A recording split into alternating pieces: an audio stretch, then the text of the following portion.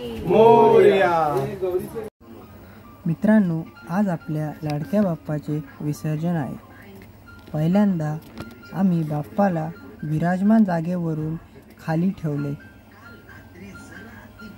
मग घरातल्या बायकांनी बाप्पाची आरती ओवाळली आणि सर्व घरातल्या कुटुंबियांनी बाप्पाचा आशीर्वाद घेतला।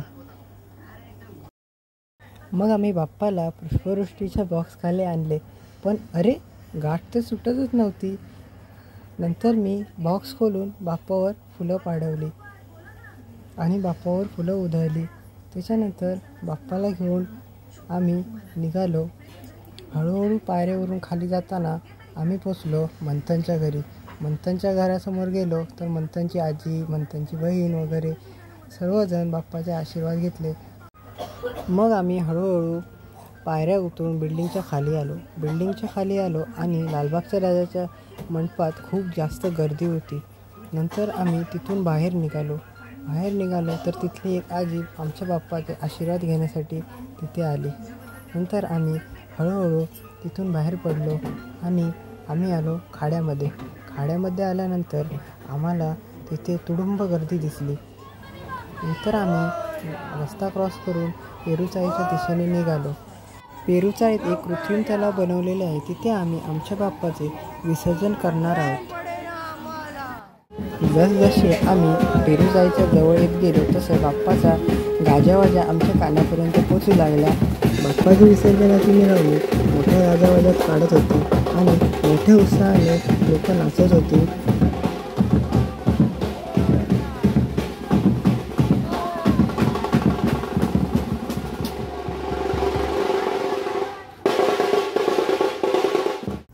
मग आम्ही पेरू कंपाऊंडमध्ये पोचलो आणि आमच्या बाप्पाच्या शेवटच्या आरतीची तयारी केली।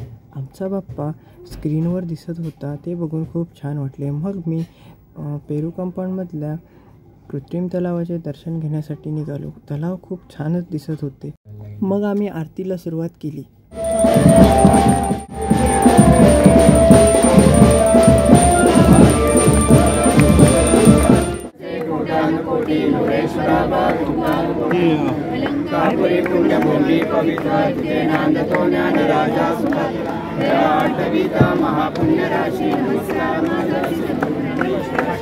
गणपती बाप्पा पुढल्या वर्षी उंदीर मामा की जय। बाप्पा पुढल्या वर्षी लवकर या।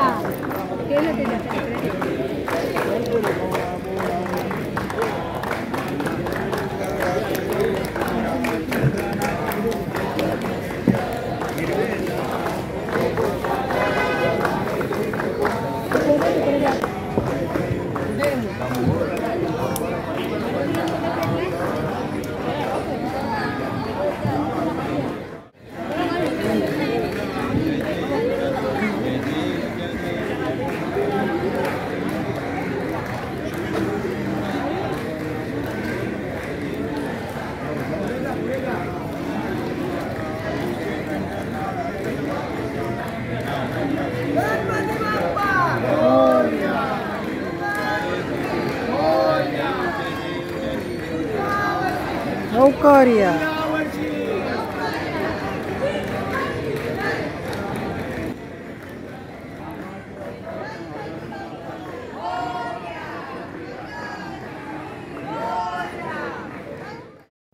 गणपती बाप्पा मोरया, मंगलमूर्ती मोरया आणि पुढच्या वर्षी लवकर या अशा गजरात आम्ही आमच्या बाप्पाचे विसर्जन केलं।